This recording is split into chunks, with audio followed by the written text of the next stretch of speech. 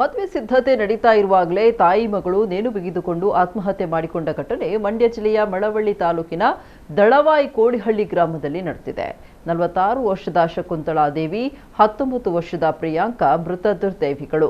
ಪ್ರಿಯಾಂಕಳ ಮದುವೆಗೆ ಕುಟುಂಬಸ್ಥರು ಸಿದ್ಧತೆ ನಡೆಸಿದ್ರು. ಮದುವೆ ಸಿದ್ಧತೆ ನಡುವೆಯೇ ತಾಯಿ ಮಗಳು ಪ್ರಾಣ ಬಿಟ್ಟಿದ್ದಾರೆ.